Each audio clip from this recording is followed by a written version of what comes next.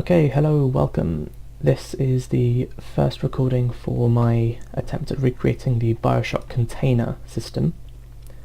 It's actually my third attempt recording this because I didn't have my mic on at the time, so what we're actually going to do is go through what I've already made. I have gotten further than this, so I do know some of the errors that come up and how to fix them, but we're going to just go past them because I fixed them in a later video.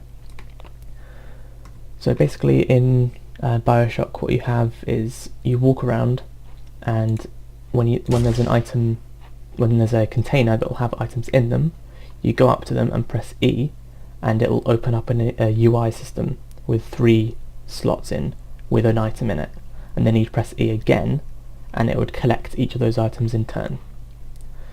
So for the first video, what I managed to do was make it so that you go up to an item and press E.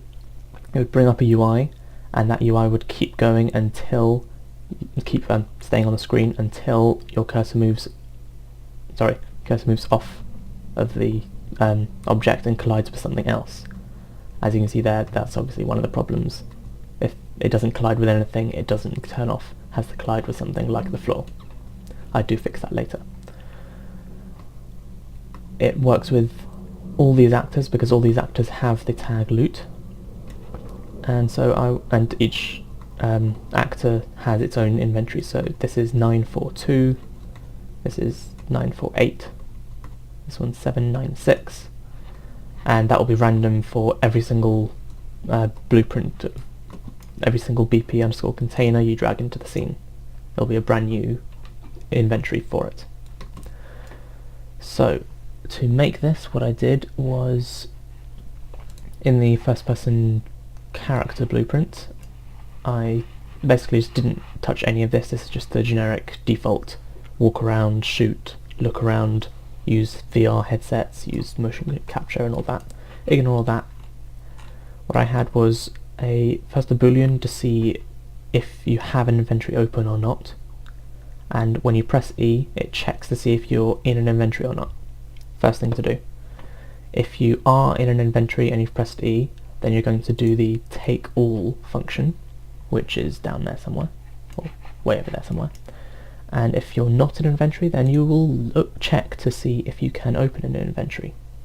So let's go through that path, which is over here, look for inventory, and basically what it does is it shoots a line trace out a distance in the direction you're looking, and if it collides with something, then it continues, and if that something it collides with has the tag loot, which all BP containers have, if I look here, all of them will have the tag loot in there as a component tag.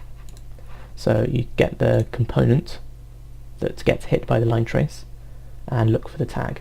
If it both hits something and that something has a tag loot, then it will look into that something, that particular something, that actor, and in this case all of the things that have tag loot will have this variable storage, this array, which you can see here gets created in construction script. So before we even start playing, it's an array of 3 random integers between 0 and 9, which will be the items that could be inside it. For now they're just completely random.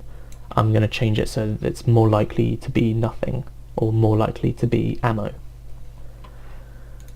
So basically whatever that particular container has inside it, the first person character will copy that into its own inventory being looked at array. It will then open a widget, which you will see is over here.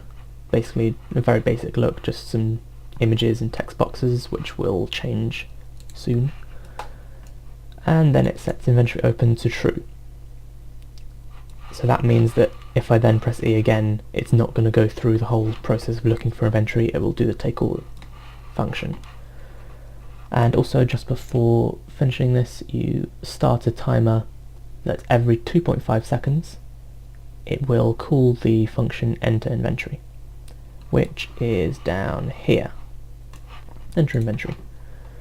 It does the exact same line trace with the exact same conditions. So it basically checks to make sure all these conditions are exactly the same, and if they're not exactly the same, if it returns false, then you close the inventory. And that's different from the takeAll function. The takeAll function does close inventory as well, but the close inventory is particular in that it stops the widget, stops the line traces, and then sets the inventory open to false. So then you can start the whole process again by clicking on a new inventory. Now, the widget itself is the only thing left to look at.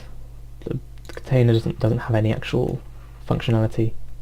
It will have an animation for opening and closing and stuff like that, but it doesn't at the moment. The widget itself is basically just the text boxes at the moment. They have a simple cast to the first person character, and it takes that array that we saw before the player takes from the specific inventory it's looking into.